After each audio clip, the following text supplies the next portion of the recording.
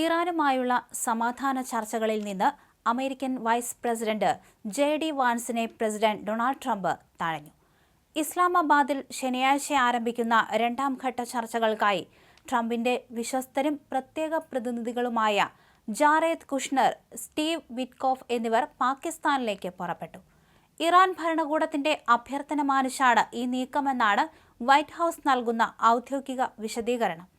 ശനിയാഴ്ച ഇസ്ലാമാബാദിൽ നടക്കുന്ന കൂടിക്കാഴ്ചയിൽ ഇറാൻ മുന്നോട്ട് വയ്ക്കുന്ന നിർദ്ദേശങ്ങൾ എന്താണെന്ന് അറിയാൻ ലോകം കാത്തിരിക്കുന്നു. ഒരു വെടിനിർത്തൽ സാധ്യമാകുമോ അതോ മേഖല കൂടുതൽ രക്തരൂക്ഷിതമായ യുദ്ധത്തിലേക്ക് നീങ്ങുമോ എന്നതിന്റെ നിർണായക സൂചനകൾ ഈ ചർച്ചകളിൽ നിന്ന് ലഭിക്കും. പാകിസ്ഥാൻ കേന്ദ്രീകരിച്ച് നടക്കുന്ന ഈ നീക്കങ്ങൾ വരും ദിവസങ്ങളിൽ ലോകരാഷ്ട്രീയത്തിൽ വലിയ ചലനങ്ങൾ സൃഷ്ടിക്കും.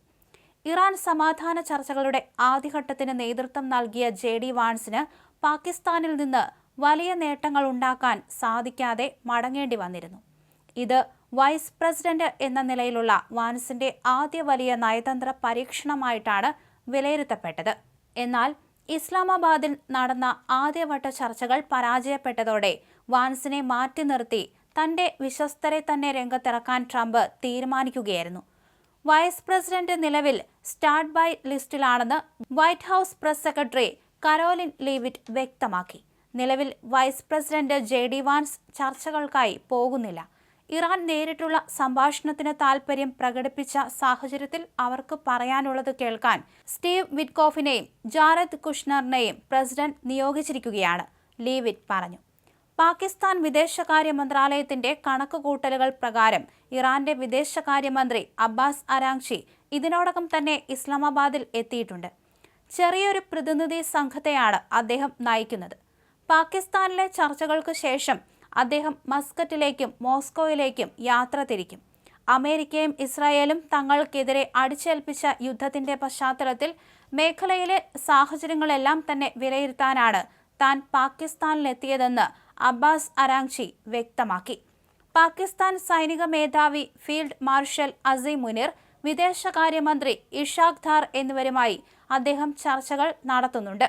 ഫെബ്രുവരി 28-നുണ്ടായ ആദ്യ വ്യോമാക്രമണത്തിൽ പരമോന്നത നേതാവ് അലി ഖമേനി കൊല്ലപ്പെട്ടതിന് ശേഷം ഇറാന്റെ യഥാർത്ഥ നിയന്ത്രണം ആരുടെ കയ്യിലാണെന്ന കാര്യത്തിൽ അവ്യക്തത തുടരുകയാണ്.